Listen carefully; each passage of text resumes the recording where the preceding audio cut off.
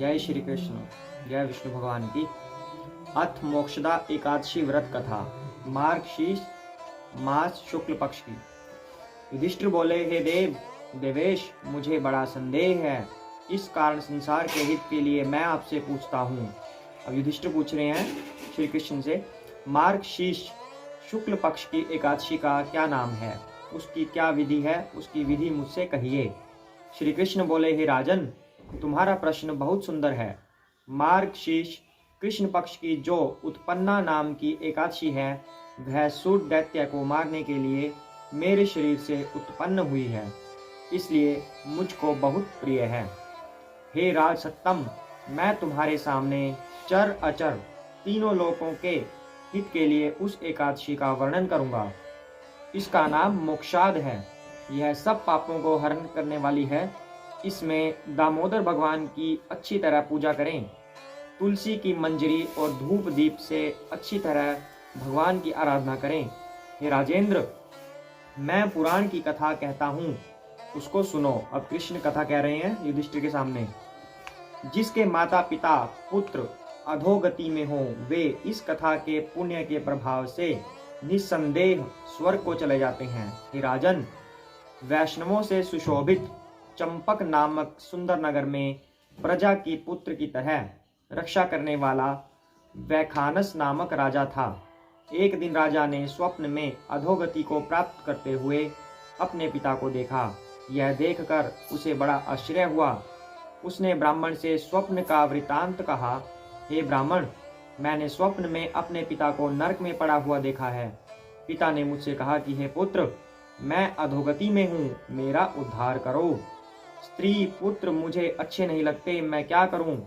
हे ब्राह्मणों, जिसके द्वारा मेरे पूर्वजों को मोक्ष हो जाए, ऐसा दान व्रत तप योग कुछ बतलाइए।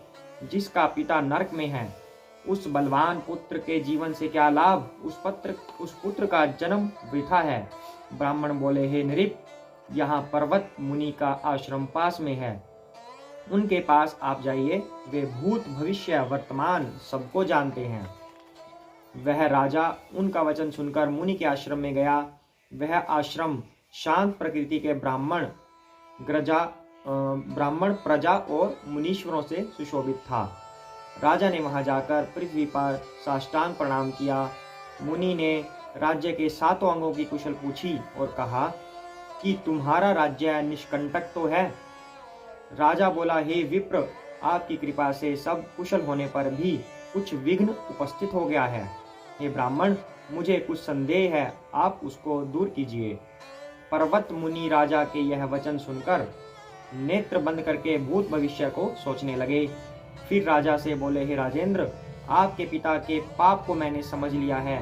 पूर्व जन्म में पत्नी के द्वेष से तुम्हारे पिता ने काम के वशीभूत होकर एक स्त्री को रति दी और दूसरी स्त्री के आग्रह करने पर भी ऋतुदान नहीं दिया। इस कर्म से वह नरक में पड़ा है।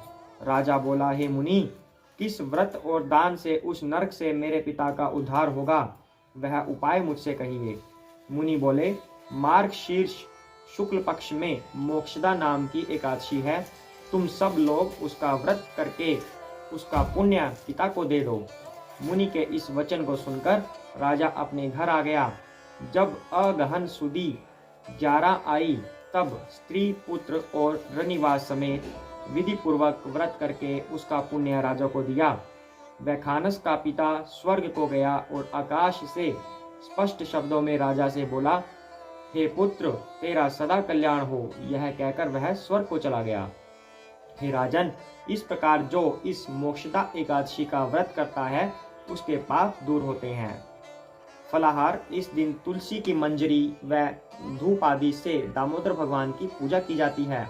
इस दिन बिल्व पत्र का सागार लेना चाहिए। जय श्री कृष्ण।